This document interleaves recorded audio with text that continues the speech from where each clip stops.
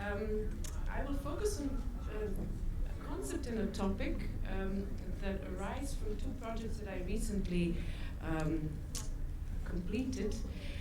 One is Performance in the Public, or The Public Sphere by Performance, which is a book that I co-wrote with Anna Vujanovic, a colleague from Walking Theory Collective, with whom I collaborated on this project. That social choreography as a method of analysis of the public sphere. And the other topic is, let's say, the research in which this method was applied, which comes from the exhibition Danse Guerre, Dance War, that I was asked to curate, and I prefer actually to say that I researched for it and commissioned a few works, of which I will show you some in this lecture. So social choreography as a method, and dance and war, where there is a kind of problematic conjunction between these two terms as the research topic in which this method was tested.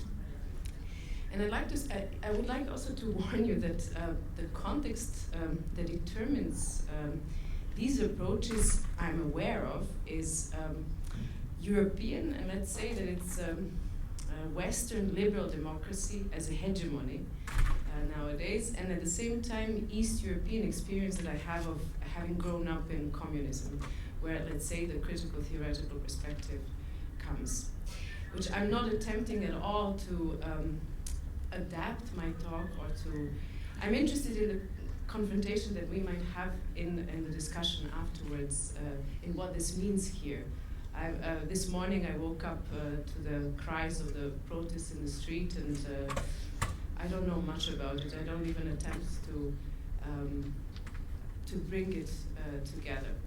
Okay, I'll start with a slightly historically remote parable, which maybe people who have lost public funding in the US can relate to, or an older generation of artists from the US.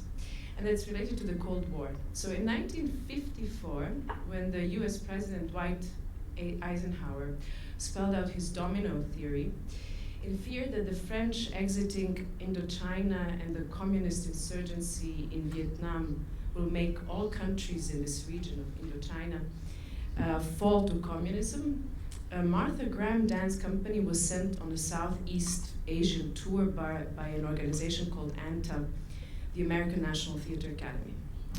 And ANTA was assigned to recruit dance in a diplomatic mission which was financed by the State Department.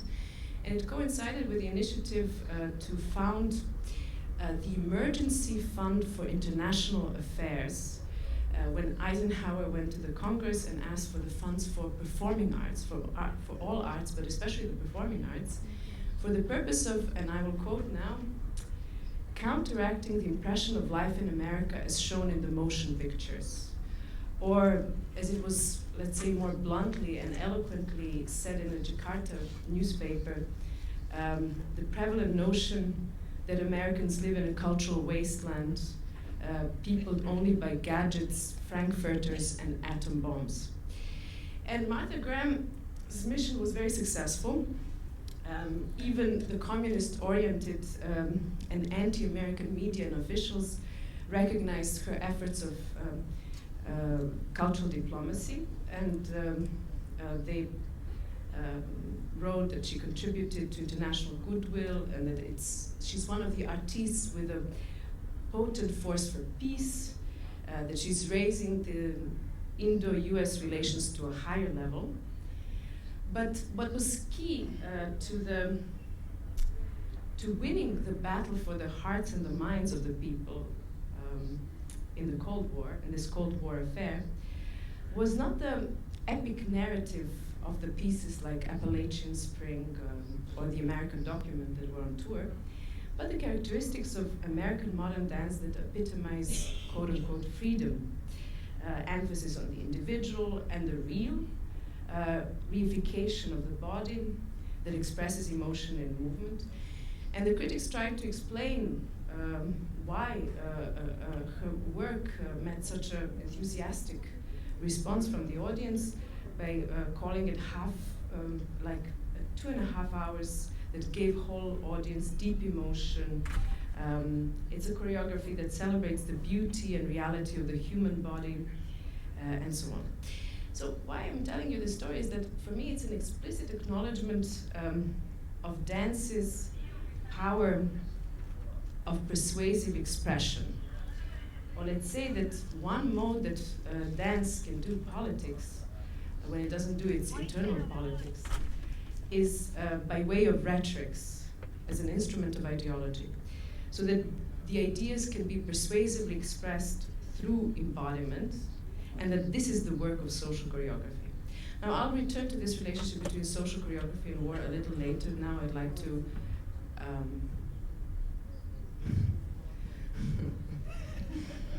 it will end up in my mouth. I will return to the topic. This is just a parable. So what is social choreography? The social choreography arises at this intersection of the public sphere and expanded choreography. And by expansion, I don't mean expansion within the medium of dance with new formats that go beyond the live event, but I mean expansion that goes beyond or outside or past the dance as an art discipline.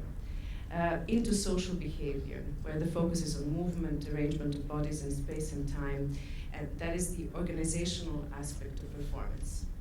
So I'm interested in how we can reroute dance-specific knowledge as a method into social political analysis. Now this rests on a thesis which was introduced by a literary scholar who famously wrote the book called Social Choreography, Ideology as Performance in Dance and Everyday Movement. The thesis is a thesis about there existing an aesthetic continuum between movement in everyday life and dance movement. And let's say in a nutshell, it goes like this. If the body I dance with and the body I work and walk with are one and the same, I must, when dancing, necessarily entertain the suspicion that all of the body's movements are to a greater or lesser extent choreographed. That means, of course, that there is an openness in terms of when does movement qualify as dance and when does it belong to the social sphere, and that allows us also to experiment or examine, interpret gestures as being both socially, politically meaningful and artistically significant. For instance, there's a whole historicity of gestures of walking in the 18th, 19th century, or we could look at falling in contact improvisation, for instance, what I will focus a little later. So I want to underline that social choreography is not a genre. It's not an art form. And it doesn't promise artists to legitimate their work politically, giving them a tool to act. I mean, there are attempts now in Europe of choreographers who call their work as social choreography. That's not what I mean by social choreography. I mean it is a method that is derived from, that could be derived from dance studies and critical theory at the same time, and be employed both in dance and social analysis. But social choreography, if it's not a genre and an art form, and if it's an analytical model, what does it stand for? So it's a form of aesthetic ideology. Now, with ideology, I have met a lot of resistance when I lectured about this because it's a rather unpopular term. And of course it has to do with the end of Cold War, or the so-called defeat of collapse of communism, where ideology was conflated with totalitarianism, and we are living in so-called post-ideological, post-historical times of pluralism, where liberal democracy is the superior political system, which is, I would say, politically dangerous, and it's a violence that is symbolic violence that is doing to us that we're not allowed to think ideology. But I would claim that ideology exists because it has a history, and its history is not a history of forms only, where we are we fail to recognize the forms of ideology today, but also its functions, where it becomes more difficult to discern it. And if we would do a kind of very brief, sketchy overview of the history of functions, we would say that, of course, that the Marxist notion of ideology as false consciousness is dated and obsolete, and there's no such thing as an imposed doctrine of the state or ruling class or spontaneous belief of the people. But what is left then, and that's what Cvejic, Slavoj Žižek, a Slovenian philosopher, claims, is a sheer material existence of ritual or practice, which corresponds to this shift that already Peter Sloterdijk introduced or recognized in the 80s as the cynical enlightened consciousness. So it's not, they do not know what they're doing it, but they're doing it, but they know very well what they're doing, yet they're doing it. And that also means that there is a reversal between cause and effect, in the sense that it's this performative ritual or practice without belief as an embodied ritual that generates its own ideological foundation. And I would propose another shift or another pragmatic twist, which would say, and it's some kind of circular reason, because they're doing it, they believe it. Because we are doing something, we believe that there is a cause in our doing that makes us doing what we're doing. So that means that there is a shift from interpellation, the hailing into power that turns individuals into subjects by ideology, to embodiment, where ideology functions via control and action of bodies. So how does movement and dance enter into this model, and what is the genesis of social choreography being the form of aesthetic ideology? What is the context also of this thesis? Now, this thesis comes from a tradition of thinking the social order provided by an aesthetic ideal that comes from post-enlightenment after Friedrich Schiller, where the aesthetic ideal is provided by dance. And it has to do with the rising bourgeoisie in the end of 18th, beginning of the 19th century, before it established itself as a political class, before it took political power, when it could exercise its ideas in culture and art as a relatively autonomous and therefore socially, politically powerless domain. So it was a question of establishing first cultural hegemony before getting political power. So if we see that aesthetic ideal of dance in which the ideas of bourgeoisie were exercised, and if we make really a brief, rough overview to come to what I want to come to, and that is the social choreography in liberal democracy, then we could single out a few notions of conjuncture, concepts of nodal points, where different discourses, both in literature, sociology, anthropology, as well as in dance practices, converge. So if we shifted from the idea of grace in form, from monarchy, aristocracy, to play, to ludism, to harmonious arrangement in ballroom dancing as the ideal of a social order in the end of 18th century, then towards the end of the 19th century, it's the idea of labor, as you might know, so in Taylorism, for instance, and modern dance, the connection between the two, with the boom of industrial capitalism. And then the 20th century is the emancipation of the subject, with the ideas of autonomy, freedom, identity, sexuality, and so on, to come to, let's say, what would be the in the context of late post-Fordist capitalism, function. The idea of function, organization, organizational performance, and procedure. So these 5 ideas, let's say, from grace, play, labor, subject to function. And I'd like to show you a video that somehow illustrates this point. And that is an example of mass dancing, which is totally uncharacteristic for our times compared to the stadium dancing, mass movement, mass ornament in the 20s and 30s. But this is a case of stadium dancing that meets procedurality. So procedurality meets mass ornament through a characteristic choreographic display of video game. It's an American university, the Ohio State University, that celebrates annually with its marching band. And this is just in the middle of it. I would like to show you.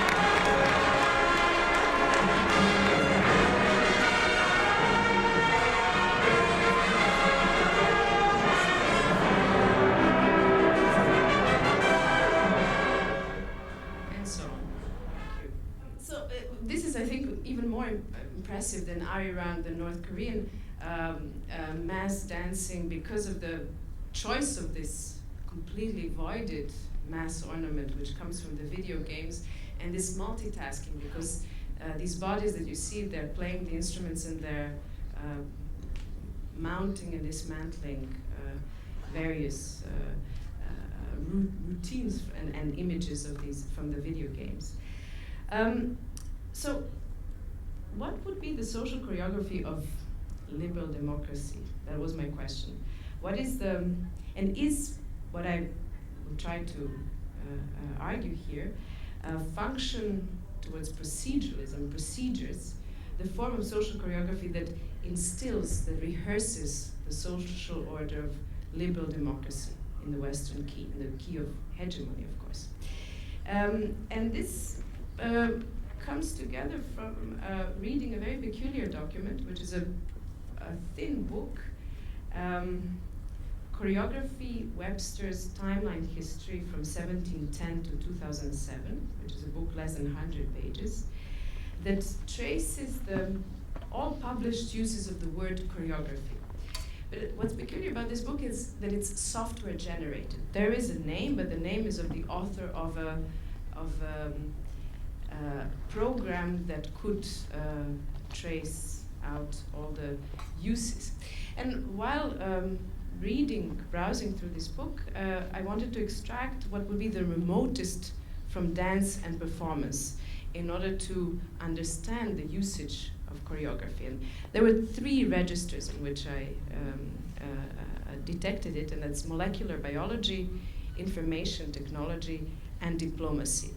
And you know, the titles of the articles or the news, because it also includes public media, quite hilarious, but some of them would be chromosome choreography, the meiotic ballet, quantum choreography, making molecules dance to technology's tune. And these are all from relevant referential scientific magazines like Science and so on. Pattern, serial, and parallel processes for process choreography and workflow. And then, of course, the use of choreography for diplomacy or leadership, as in, despite the careful choreography, the new tone and the desire on both sides to turn the page, and we're talking about relationship between the US and Iran.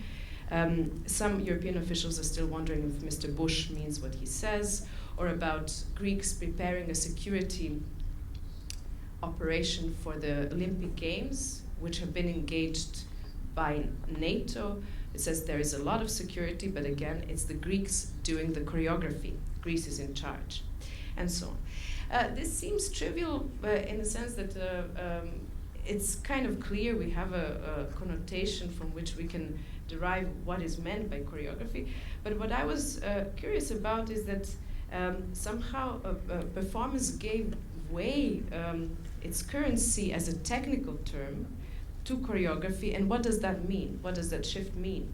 Because if we compare the usages, we can say that performance denotes competence, ability to execute, achievement, while choreography designates a structural organization of patterns of movement, dynamic patterns that are complicated but have to be seamless, effortless.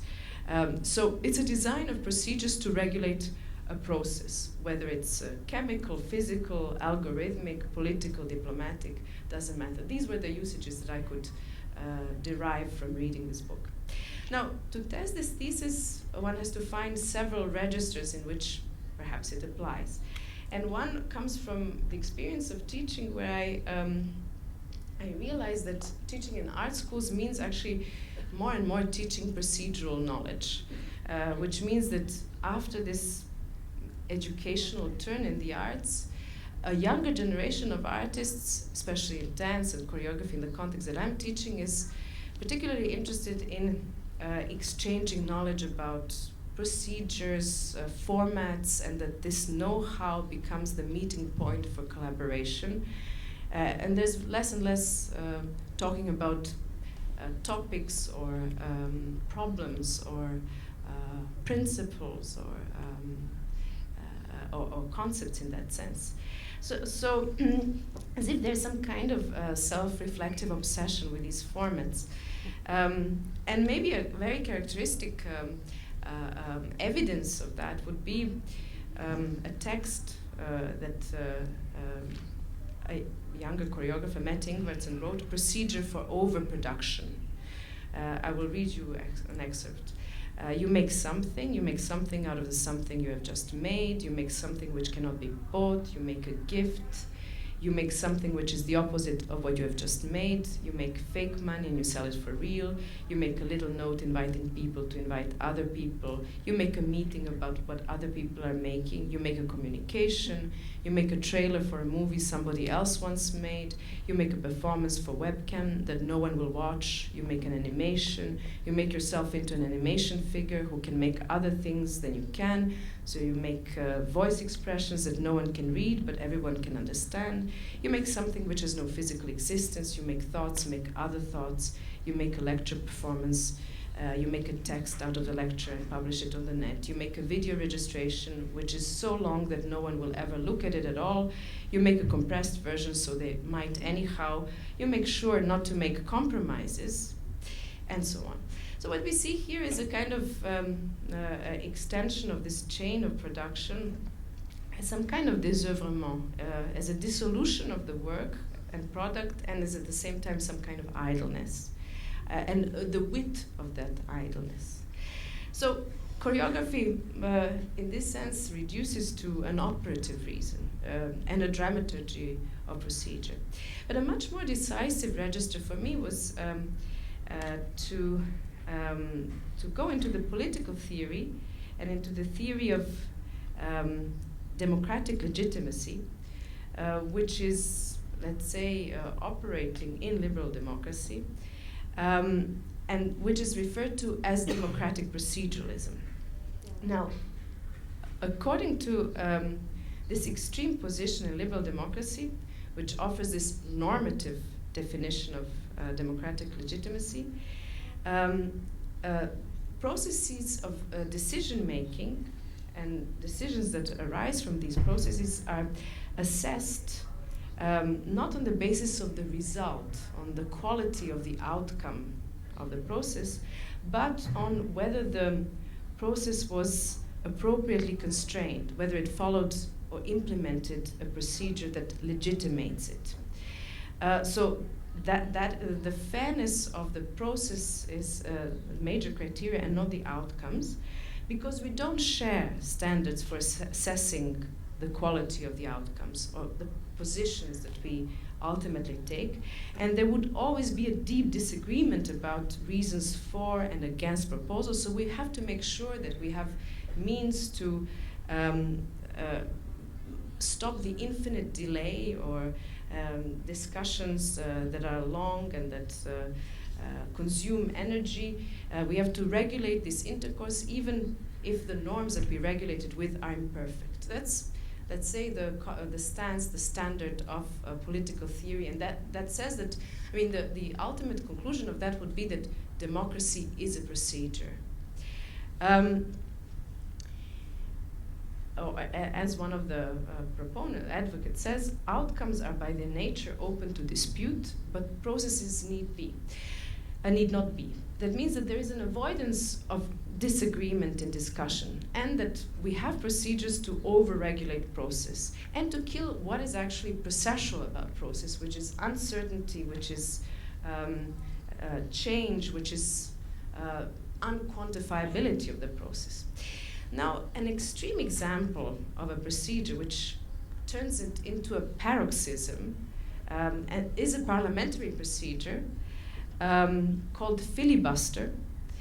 And now, filibuster is, I don't know if you're familiar with it, but it allows members of the parliament to delay or prevent entirely a vote on a given proposal. And it is referred to as talking out a bill, which is a kind of obstruction in legislature. This is only allowed in Anglo-Saxon context. In continental Europe, it no longer applies. And this filibuster has a peculiar etymology. It comes first from the Dutch vrijbuiter, which means the freebooter, the one who is a free outsider, adventurer, pirate. Maybe you are familiar with, I think, the Spanish filibustero is a word, which applied to pirates who pillaged the Spanish colonies in the West Indies. And in the mid-19th century, filibusters were American adventurers who came to Latin America to incite revolution, actually to overtake power and influence. And recently there was the first record of the filibuster was connected to the civil rights bill that was supposed to give the right to African population in America to vote. And Storm Thurmond spoke for 24 hours to stop the bill, where he was also reading parts of a telephone directory finally to fill up these 24 hours in order for the bill not to be voted. Recently there was a record by Paul Rand, a Republican senator who tried to prevent the candidacy of the CIA director that Obama proposed, and he used the argument of the drones. He spoke for 12 hours. Today to begin to filibuster John Brennan's nomination for the CIA. It lasted for 12 hours. Without demanding more answers from the president, the problem is we're never getting any more answers. I will jump I'd like as well. to thank the senator from Utah for his expert constitutional analysis, and I rely on his advice and analysis of legislation, and want to thank him very much for being part of this debate. This could occur, and he said, well, the rules would have to be different outside than inside. I just hope that this won't be swept under the rug, and that this isn't the end of this, but that this is the Thurmond's record. But I've discovered that there are some limits to filibustering, and I'm going to have to go take care of one of those in a few minutes here. But I do appreciate the Senate's forbearance in this, and I hope that if there are some on the other side of the aisle who have been listening and feel that they may agree on some of these issues, that they will use their ability to impact the president's decision. And one will say that the Senate should be trying to restrain the executive branch, Republican or Democrat. And two, will use your influence to try to tell the president to do what I think really is in his heart, and that is to say, Absolutely, we're not going to be killing Americans not in a combat situation, that we will obey the Constitution, that the Fifth Amendment does apply to all Americans, and there aren't exceptions. But I think and so on. This is just to show you that it was a 12-hour speech, and it didn't have success, but it used the argument of the drones, which brings us to warfare as the most advanced technique in warfare, the automated killing. Like a video game, and to the video game theory, which is, let's say, the blueprint of the proceduralism, of procedural rhetoric. Procedural rhetoric is a video game theory that was conceived by Ian Bogost, which is based on the thesis that procedures create, explain, or are a way to understand processes. And processes define the way things work, methods, techniques, logics that drive the operation of different kinds of systems. Mechanical systems like engines, organizational systems like institutions. You have video games about high schools, so teachers play video games to learn how to solve problems. Or conceptual systems like religious faith. And rhetoric is persuasive expression. So, procedural rhetoric would be a practice of using processes persuasively. Which is, for instance, this is a very good example. The filibuster is a procedure that tries to turn it into a process of arguing with a limit, but with the effect that it would, the end that it would have is to stop a bill. So, as you see, I mean, in the talk, I have shifted from first claiming that the ritualistic mechanism of ideology, which proffers social choreography, is embodiment. But when we look at this social choreography of procedures, of proceduralism, there is a shift from the body and embodiment to procedures. And that procedures aren't just instruments of governance, but by and large, they define actions and attitudes in general, which allows us to treat them as a logic, as a thinking method. So we could say that, to wrap up, what is the method of social choreography? It is a knowledge of procedures, a know-how about their application. And I would, in another talk, maybe I would veer off here to critique proceduralism and vie for principles. And because the principles are those that motivate nowadays the riots, uprisings, the social injustice protests. But I'd like to now move to war and to see how this method works in examining this problem of dance and war as a conjunction. Now, there are some obstacles to thinking war as well, as it has been fixated in the fantasy of classical symmetrical struggle, direct confrontation on the battlefield, the so-called theater of operations that we know from the Second World War, which is, let's say, the trauma that has formed not our past generations, but that still holds the image of the fantasy of war. This fantasy has been declared to be dead in the late 70s by Paul Virilio, who's probably the most important thinker of war discourse, when it gave way to the so-called nuclear faith as the ultimate weapon that can deter the enemy and assume total peace. But Virilio saw this peace as the continuation of war, to use Clausewitz's phrase, with other means, with the art of deterrence that perpetuates a pure logistical war through infinite preparation without execution. I think a very endearing example, illustration of this would be Stanley Kubrick's film Dr. Strangelove, How I Learned to Stop Worrying and Love the Bomb. But since the 90s, and especially after 9/11, the nature of war appears more impure, asymmetrical, and fragmentary, as the civil wars or terrorist civil wars fuse with an international warfare of military humanitarian interventions, which are expedient. So what has replaced body-to-body battles between warring sides that officially declared to be at war, as we know it, are low-intensity conflicts, protracted struggles that involve state and non-state actors, often in asymmetrical guerrilla warfare, where civilian casualties seem low by incident, but over years amount to numbers of classical war.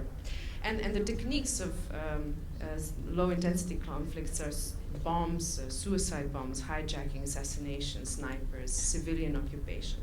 The Israel-Palestinian conflict is one of these low-intensity conflicts. Now, Frank Leibovici, a French artist who actually calls himself a poet, has been investigating the situations of low-intensity conflicts by examining their materials that circulate in the public domain, like propaganda films, magazines, instruction manuals, songs.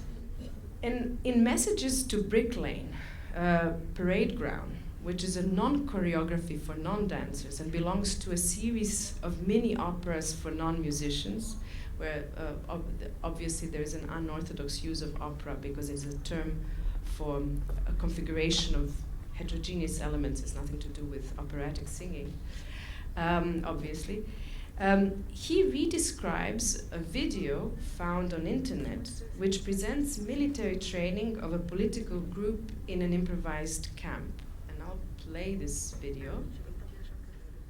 A little bit of sound now, please. Can I have some sound? And now I will put the sound off. Or you can put the sound out, please. So what you will see this in this video, and let it run in the background, that the props used by this group, tires, pipes, barbed wire, bags with sand, are really non-specific, everywhere to be found material. And they yield the spirit of guerrilla improvisation. As one propaganda magazine recommends it, how to get into shape without using weights. The ethos of guerrilla warfare commends that exercise can take place anywhere without mediation, just like the prayer.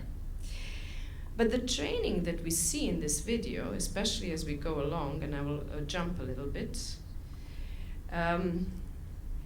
looks more like a dance, composed of movements that would be inefficient or totally useless in actual fight.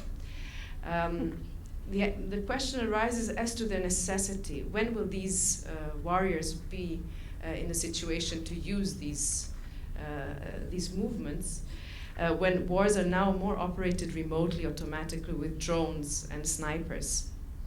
Leibovici says, the training mat and the battlefield can hardly coincide.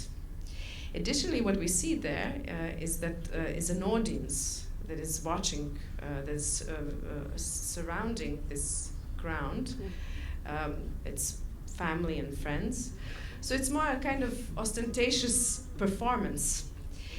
But what Leibovici chooses here is the instruments of choreography to record and analyze the movements of training. What he does is he asks two experts from Laban notation to describe the movements using the signs of Laban notation, and they also orally notate it through a commentary. And then this text is given to a number of non-dancers who derive gestures on the basis of the transcription. And I will switch to, as you can see here, or in the commentary, with the two voices that also have two slightly different approaches in Laban notation. These are some of these exercises. Some of them really look like yoga, warrior poses. So what happens in this series of redescriptions, movements of exercise gradually lose specificity.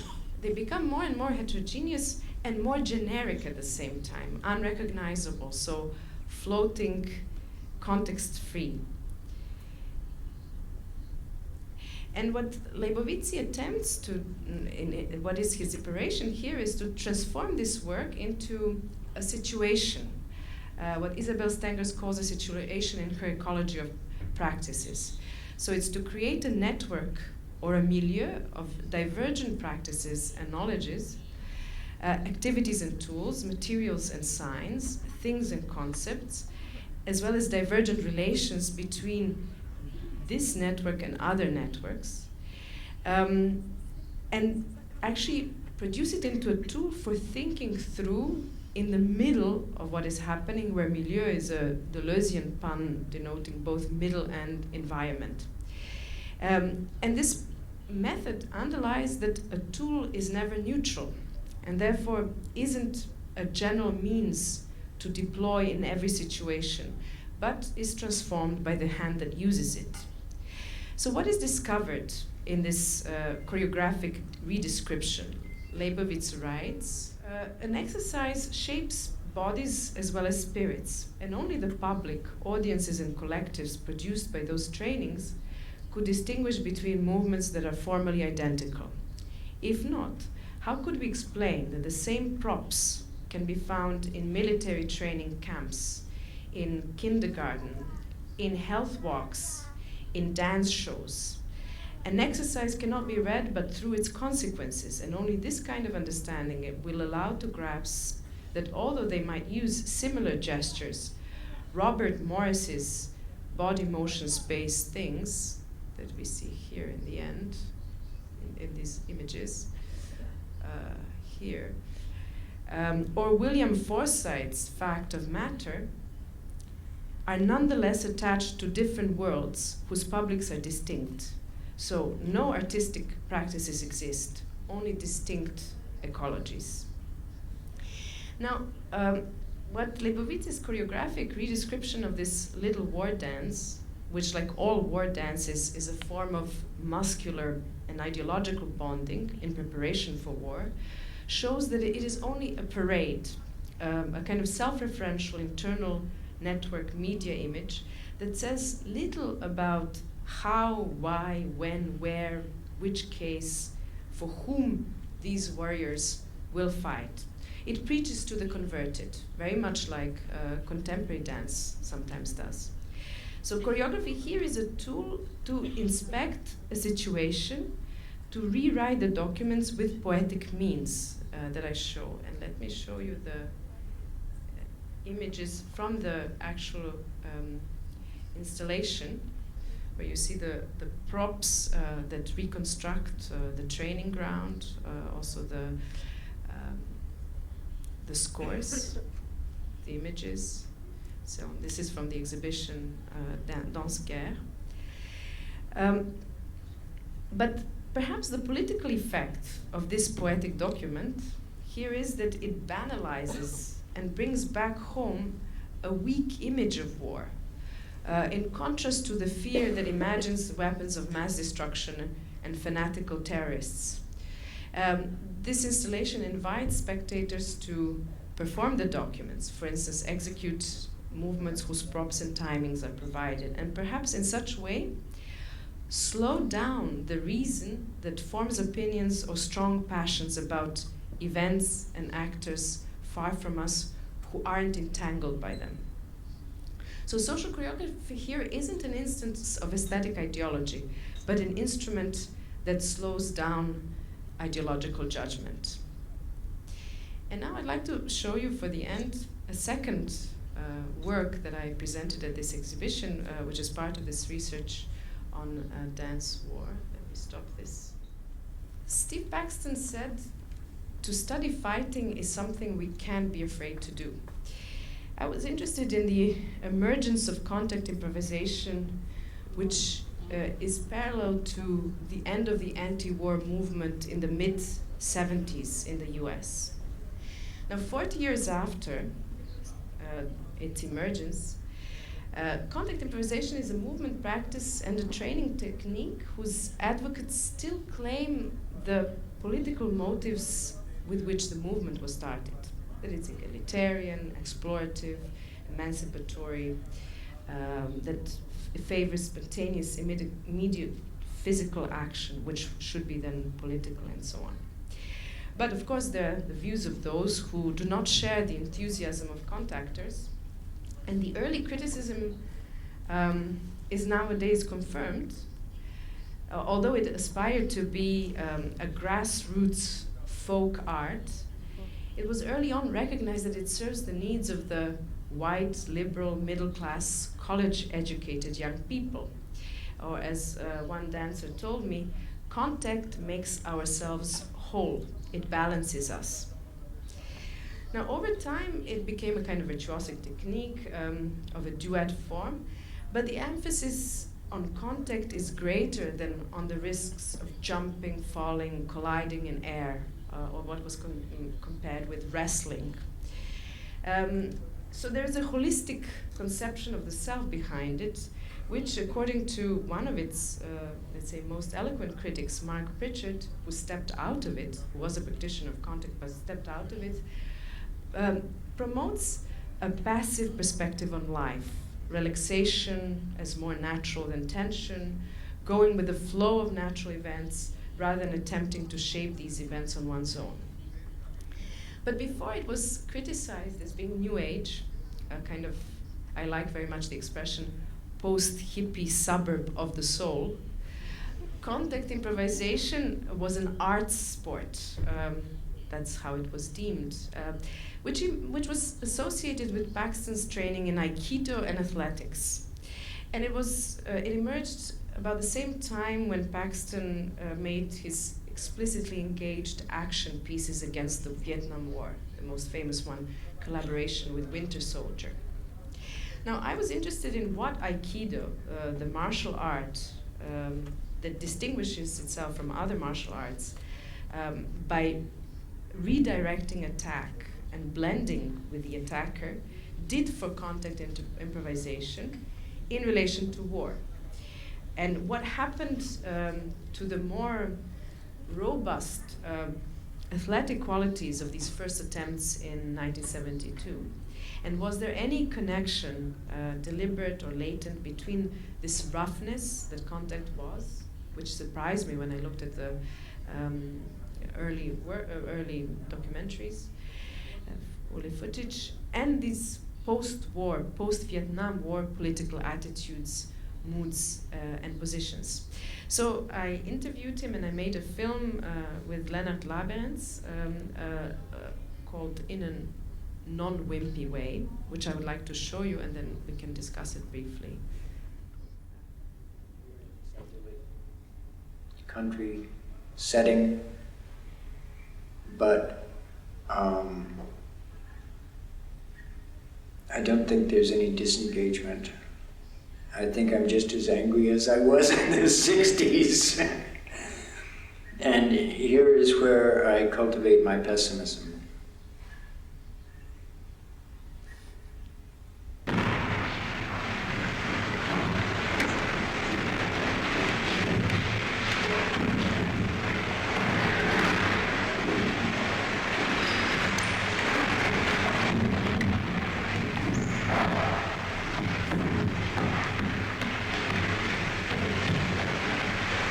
We had, in the 50s and early 60s, a very conventional and sort of stupid culture, as I think I've heard often happens after a devastating period of war, which is everybody just wants to be safe and have security and be warm and be happy and build life in a kind of idealistic way, leading almost nowhere, because it was still contained racial prejudice, it still contained sexual prejudice, it still contained the power divisions that had set everything up for. So, the counterculture had a lot on its plate to complain about, and the way it was doing it was, of course, sort of demonstrating its complaint. And that just seems so shallow somehow, you know. Anyway, there was plenty of sex, there was plenty of sports, there was plenty of dance as far as I could see, and I wanted to make something that was outside.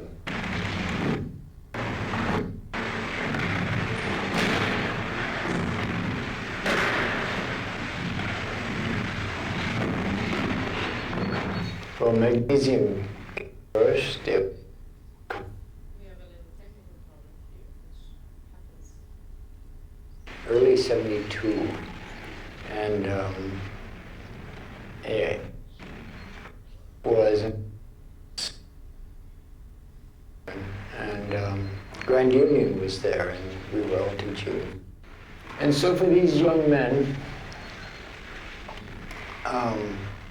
who weren't dancers, you know, they were athletes, some of them, I thought it would be interesting to explore that side of them, as opposed to, I think if it had been a class of women, I would never have pursued, you know, a sort of rough form. And it was a gymnasium, it had a running track where the audience stood looking down into the pit, like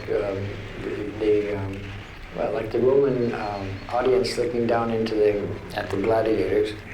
We made a 15-minute piece, 10 minutes of which was fairly rough, colliding in the air, falling to the mat. We had a big mat, wrestling mat. Rolling, encountering each other in a very much like wolf puppies playing or something. And then a 5-minute stand of just standing.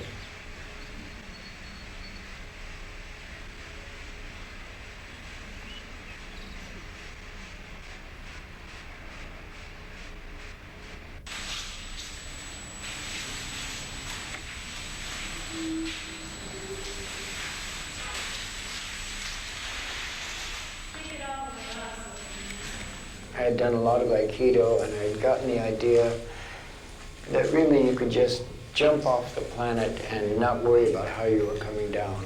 That your reflexes and your training and if you had strength would protect you almost any way you came down.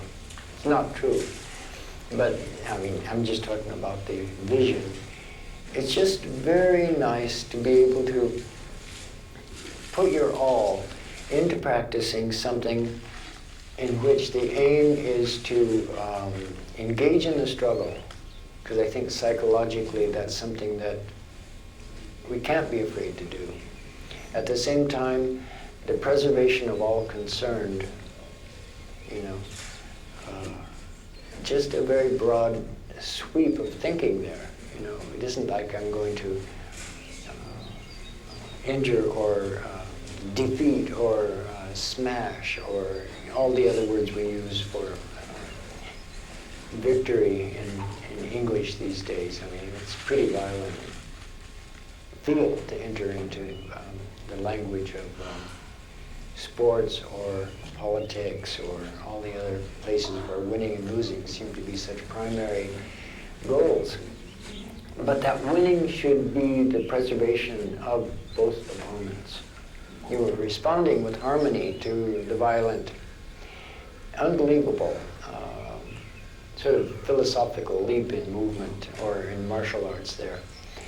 So that's what I had studied. I didn't know that I was interested in that aspect of it. I was interested in the movement of it. I thought the movement was very beautiful, and it was a profound shift from dancing to go into Aikido movement and suddenly not have art be the reason that you were moving the way you were, but you were moving the way you were for survival. I'm still training people to do the Aikido role because it's a brilliant demonstration of the physics of falling. It saved my life many times over the years, and or at least my body. Saved me from injury. Because if you're going into the fall, if you're projecting into the fall, then you have just that little fraction of control of the fall. And you can change the direction of the accident into one that's favorable to your body and its situation. If you're withdrawing, then you're just going to go. I never had any training in fighting. I think that's really important. I don't think you understand fighting without studying it. You know, it's very theoretical or entertainment or something. But to really study it and to engage with the movement of it, and I'm not talking about sport here, I'm talking about study of movement, is very liberating of a certain kind of self-inflicted position relative to aggression. And if you don't have that, then it's very much more complex for people to attack you because you're not presenting as a victim. I wish this could be adopted. It's utopian, but there are millions of Aikidoists out there who understand it, and I hope they're influencing everything, because it's crazy not to have this as a possibility. Otherwise, we just become smashers of each other. You know, that's what we're reduced to. Really, you know, you can't hold back from the floor. You can guide the descent. The earth is bigger than you. So you might as well coordinate with it. I did not want this to turn into something that would be dangerous. And I recognize that danger is a matter of what you can adapt to. Danger is a matter of not being aware, and danger is a matter of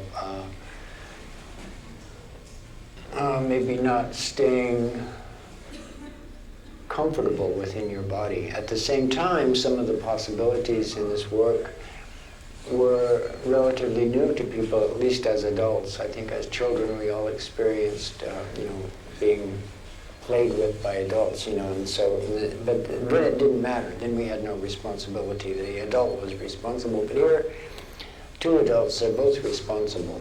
When you're highly adrenalized, something is happening to you they don't quite understand that you think might be dangerous, all those symptoms of fearful apprehension of what's going on, or even just dizziness, just disorientation. I wanted to be able to work from within that perception somehow. I wanted to be able, for them to be able to transition states from an ordinary state of just touching another body, leaning against it, giving a little weight, to maybe suddenly being up on the shoulder and being spun around and, a whole different part of your body being supported and, quick transitions, to not freak out and to be able to sense where they were so they didn't lose themselves in the disorientation. If you, as we did in those days, jumped in the air onto or into the arms of your partner, that it was very important that you be presenting them with your center of mass in the pelvis, so that they could deal with that, not some fragment of yourself, or not being, with the center of mass somehow out here unavailable to their support.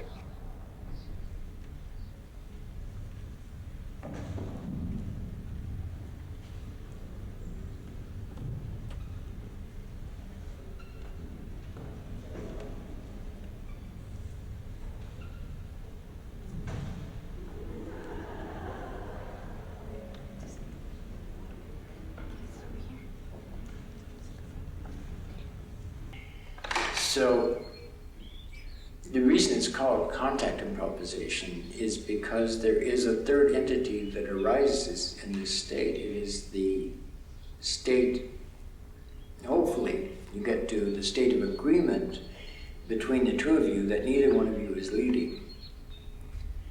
It doesn't become leaderless. It is the two of you who are together leading. I mean, I'm sure this is the point of every collaboration, but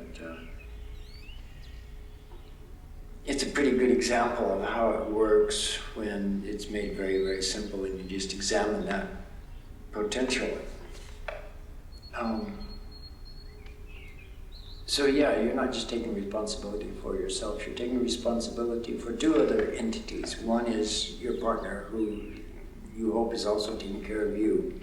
And then there is this third thing, which is what you are together. Sounds like marriage, doesn't it? An ideal marriage. Even though I was training the dancers with martial arts and with challenges to their perceptions and their orientation and their actual strength and all of that. The point of it was that they aren't warriors. The point of it is that whatever they're doing, because it's an improvisation and because it's one which is defined in almost the most general terms of Newtonian physics, there isn't a person described in the proposal. There isn't a person there. This is, what's absent is psychology, emotions, intellect, lots of the stuff that we know we are and have.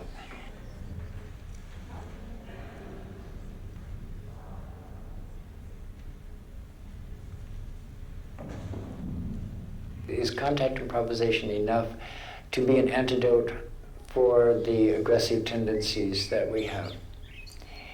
And I would say no.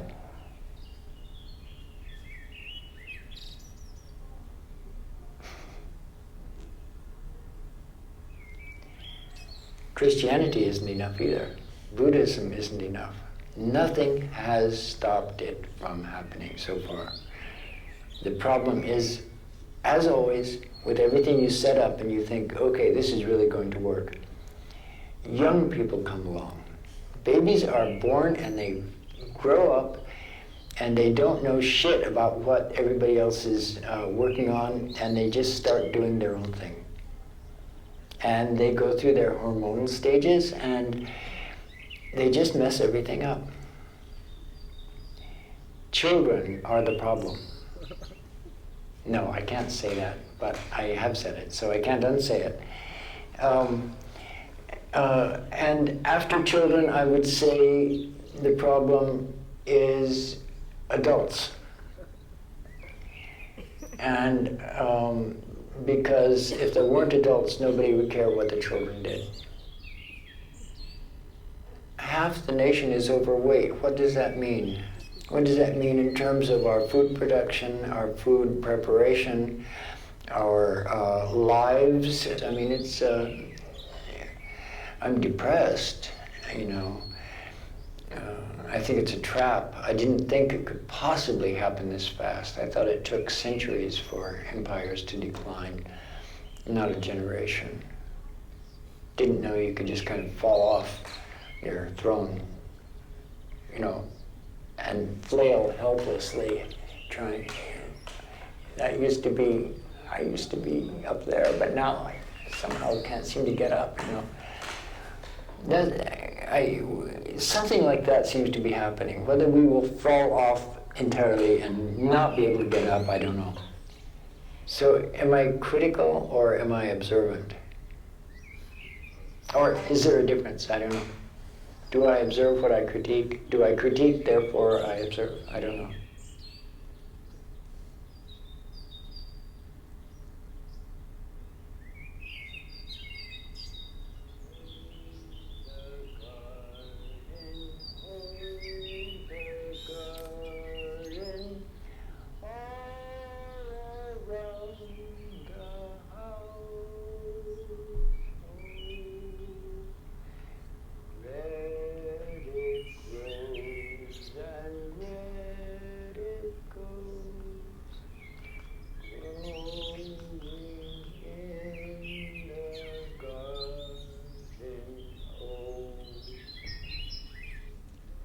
Also a conclusion to give, although I think it's time to open a discussion, so I'll try to make it very, very short.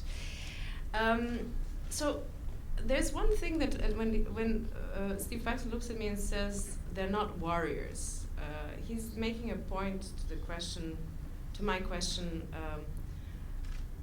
what kind of warriors are these contactors?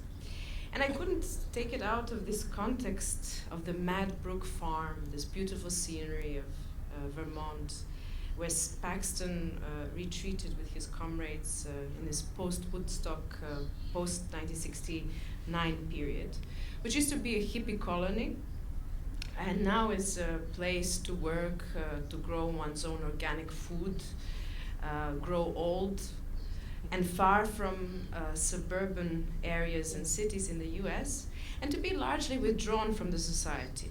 So this seclusion rests on a negation, which is similar to the negation of subjectivity with which he defines contact, when he says no psychology, no intellect, something that he spelled out earlier as his detraining, getting rid of the masks that we have, the social formal masks.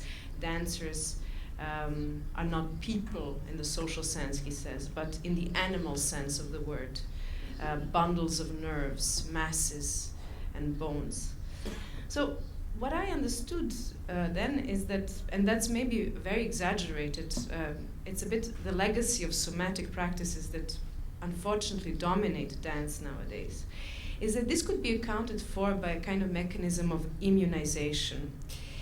What is immunization? Roberto Esposito, an Italian philosopher, proposed it as his biopolitical theory, that it's a defensive apparatus, which obviously has a biological and juridical register. So vaccination infects the body with the same disease toxin, and that it wants to protect it from, so that the body produces an army of antibodies. Or we know in political discourse that a deputy's immunity means that being granted exemption from legal proceedings. But in a political register, immunity entails an exemption of the subject with regard to obligations and responsibilities that under normal circumstances would apply and would bind him, her to others. So there's a kind of intrinsic interrelation between life and power through a negative form that protects and preserves life. Immunization, I quote Esposito, saves, ensures, and preserves the organism, either individual or collective, but it doesn't do so directly or immediately. On the contrary, it subjects the organism to a condition that simultaneously negates or reduces its power to expand. So that means that the negation of power is also a negation of life to an extent, but which is necessary in order to preserve it. So there is a perfectly cogent contradiction with Steve Paxton here and contact improvisation. When I asked him, so what is the benefit of contact improvisation? And in one of the last arguments he said, well, it is at least the people who practice this have a healthier spine than others. But the training means reducing oneself to physical being, to negating all that would be considered as an obstacle in this process, such as intellect, political ideas, passions, and so on. And then the gain of such training is in a kind of private, secluded, protected, spineless life of a subject who is immune, indifferent, or powerless in the face of the politics outside of its immunized community. So it is in a non-wimpy way, but still being a wimp. And this is my obviously grotesque or exaggerated conclusion on the situation in dance, which is not only characteristic of dance, but poses the question, and with this I want to end.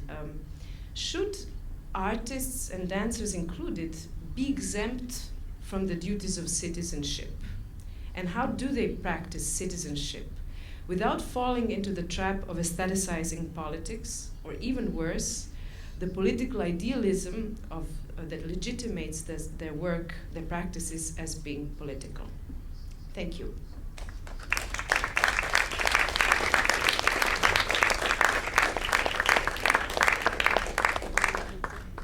Bom dia. O Panorama Festival, junto com a UFRJ e o MAR, agradecem a presença de todos aqui. Eu me chamo Maria Alice Mota, sou professora do Programa de Criação e Ensino em Dança da UFRJ. Estou aqui para mediar esse espaço de debate, de perguntas, né, e de questões.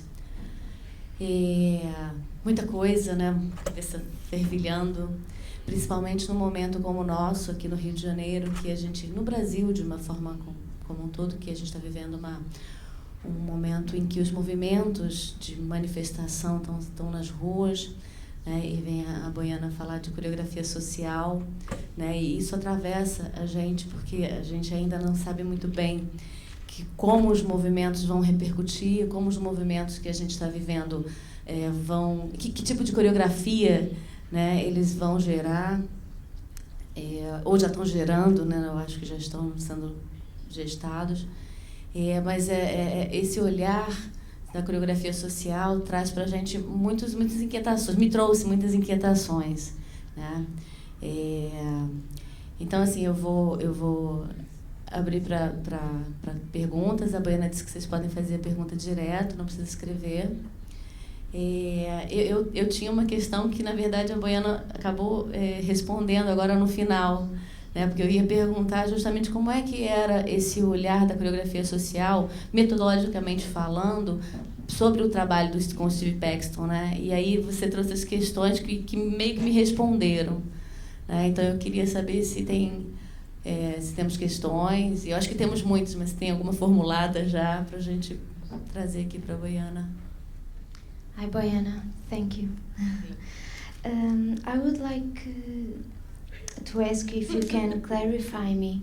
What do you mean about ecology of practice? Thank you.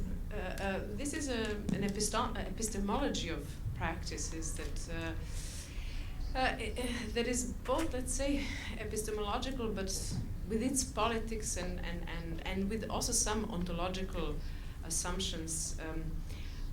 Method that the Belgian philosopher Isabel Stengers proposed, which, let's say, favors neither the categories of the subject or object of analysis, but tries to posit the object of analysis still as a situation, which is both a network and an environment, with heterogeneous actors in relations, which are not contained by that network either, but are also in relation to other networks. And it's something that has been accounted for as a speculative pragmatist approach, because pragmatism within it is the claim that it's the consequences of a practice that's evaluated, whether a practice empowers, makes those who practice it think, feel, hesitate, act, or not. And the speculation is the uncertainty in the process, in the experiment of practicing. And it's a peculiar stance where we could say that some Deleuzian derived position is crossbred with American pragmatism of William James. So we could say that practice is not normative, but it's speculative with view to the uncertainty of its outcome. And that's what's in her, let's say, philosophy of science, while working with Ilya Prigozhin, Stengers developed. She's famous for equating practices that are both scientific and occult, and so on. There's been a lot of criticism, also controversy about this because of the political position, or does it de-responsibilize the judgment of practice? No passado, a gente, quanto ator, se orgulhava quando pegava o texto e se perguntava o que esse texto tem a dizer, o que esse personagem fala. Quando você fala na coreografia social, a pergunta que eu faço é a seguinte: é a coreografia quem vai dizer alguma coisa ou o ator que vai dizer com a coreografia? E se na coreografia social tem espaço para vaidade, porque no passado se dizia, olha como tá bonito o espetáculo, você ficou bonito. Aí quando eu vejo os vídeos de Butô, eu fico vendo, eu percebo, ali tem espaço para muitas coisas, mas eu creio que ali não tem espaço para vaidade. E aí eu pergunto, como é que fica essa questão da coreografia, da vaidade? Butô seria um caminho para a coreografia social?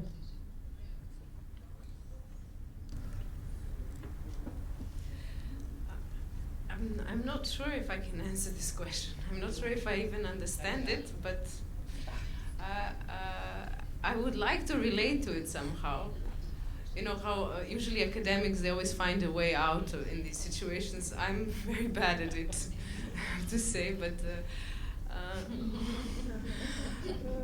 there is something about, if I return to this video, because I'd like to also speak more about it, there's something that that has nothing to do with social choreography, I think. This is too loud now. But it has to do with complacency. I would not call it vanity, complacency, or in self-referentiality, which is narcissistic, which more and more becomes this profession of being an artist or even being a student of art.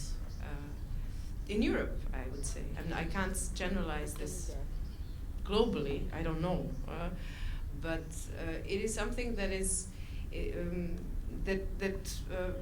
completely excludes or the sense of belonging or attachment to some concerns that one as a citizen could have, because maintaining a career takes all the time, and the whole investment is in the subject, which is the artist. So there's no time to go in the street. I'm not sure whether the changes are happening on the street mainly, but there's also no time to understand the context in which you can operate, in which you can put political pressure. But I'm speaking of very particular political economic definition of a freelance lifestyle, of international nomadicism, of this type of movement and floating.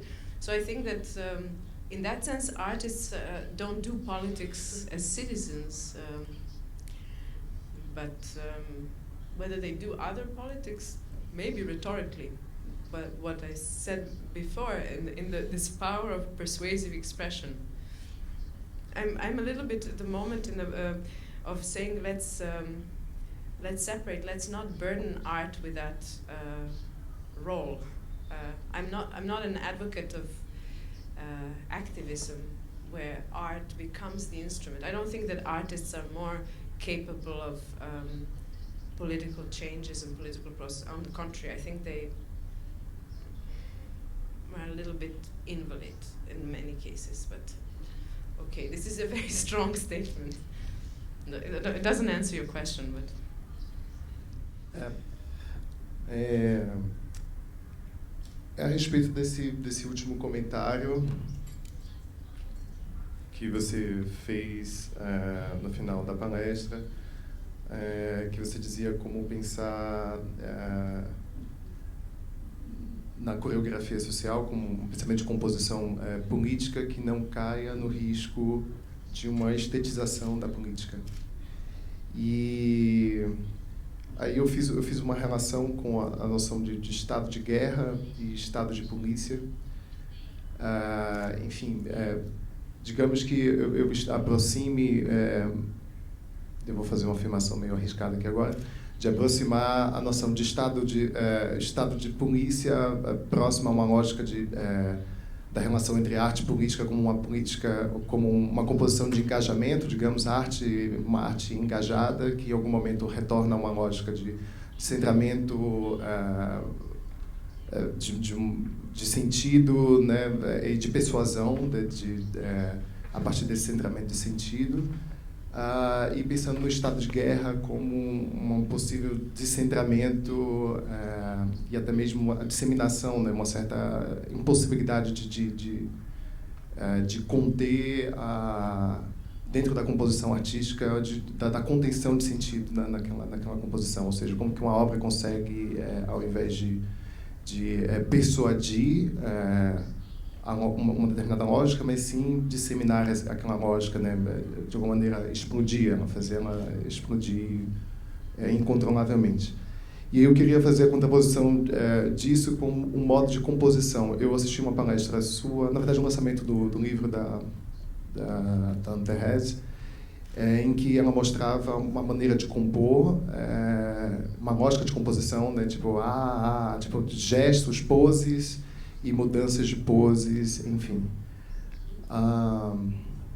Como que você acha que na coreografia aquela maneira de compor, né, passos e passos, ou poses e poses e poses, ainda mantém esse estado de disseminação, digamos assim, que não retornem a uma lógica de reprodução, de manutenção de um centramento de sentido, digamos assim. Já que pode ser totalmente abstrato aquilo que ela está fazendo, aquela pose, pode ser qualquer pose, não tem nenhuma necessidade de representar uma lógica de discurso. Como que aquilo dali pode ser pensado, né?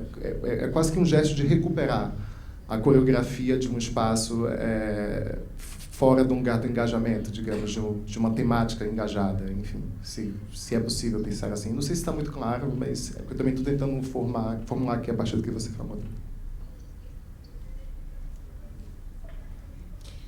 I'm again trying to understand.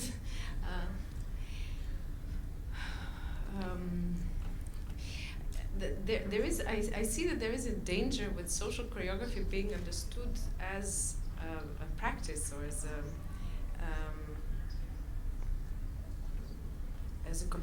a set of compositional tools, which is not what I mean. Social choreography is just a method of analysis, but of aesthetic production of social order. But if we look at it, I mean, if I try to understand or to answer your question, is that I think we live what you just said in terms of a kind of fragmentation, dispersion, heterogenesis, dissemination. I don't think that there are that disciplinary, formal, homogenizing languages prevail in the art of dance. That's what I think. This is no longer in place. Maybe when you look at Batcheva Dance Company is a good example of a demilitarized military state body, and that was also part of this exhibition, Dans Guerre, where I asked two critics, or a critic and a dance, a choreographer and a dancer, to write a text about the relationship between leftist Zionism and the Gaga. You know, Gaga. This is this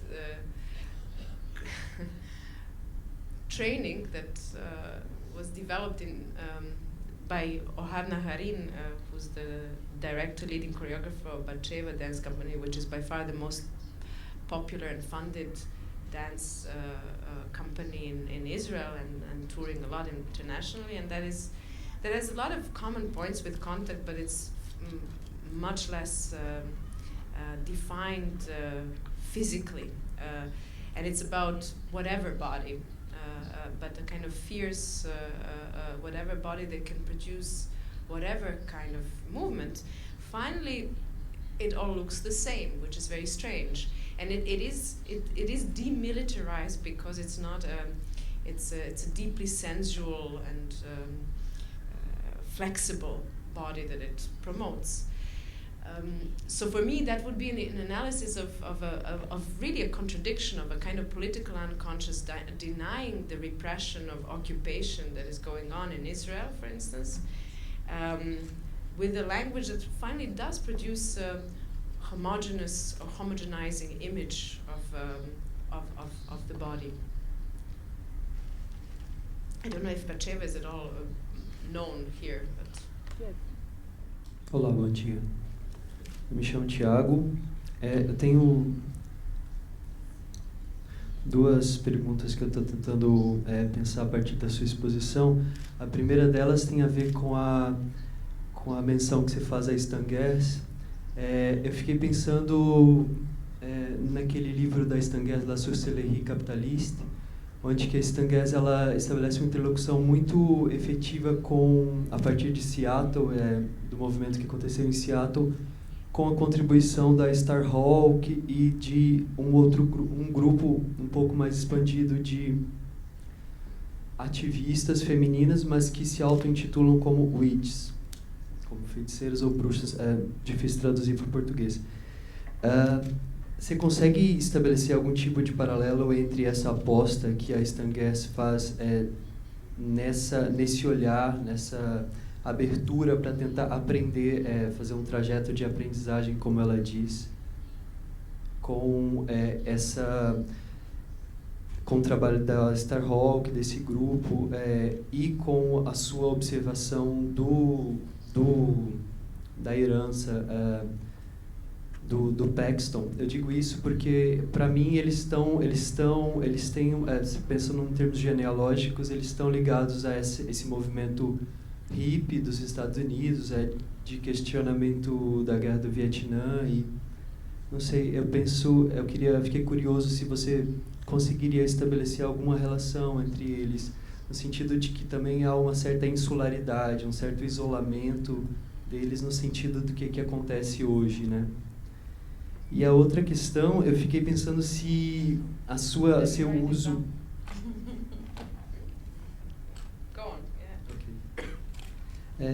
o uso que você faz do conceito de coreografia social como um conceito operador, ele nos ajuda a entender melhor essas relações de poder constituídas, assim, muito na forma de polícia, de exército, localmente de choque de ordem, de BOP, se ela nos possibilita a desconstruir um pouco essas relações de poder que já estão instituídas, e que elas vão... o emprego dessas relações de poder é necessariamente tentar abafar forças, aí eu uso forças, uma distinção entre poder e força que para mim é fundamental, forças insurgentes, assim. Então, serviria pensar em coreografia social, por exemplo, para... estabelecer uma interlocução com os movimentos insurgentes das ruas hoje, ou ele é mesmo, na sua perspectiva, algo que nos ajuda a desconstruir as formas de organização do governo, assim. Para mim fica muito claro uma certa ligação de coreografia social e captura, e aparelho de captura, enquanto eu falo isso porque aparece a menção à guerra, e me parece que o contato e improvisação que o Paxton fala, e que você vai... Não sei se você quis criar um contraponto com a contribuição do Paxton, ressoa em mim como um contraponto a essa ideia de coreografia social desse corpo disciplinar e militarizado, num certo sentido, assim. E se seria isso mesmo, ou eu não sei. Ok? Thank you. Thank you very much. First of all, the Starhawk, Stengers, and the insurgent movements, like you mentioned Seattle. You mean the anti-global struggles that go on from the 90s on, the great rallies and manifestations.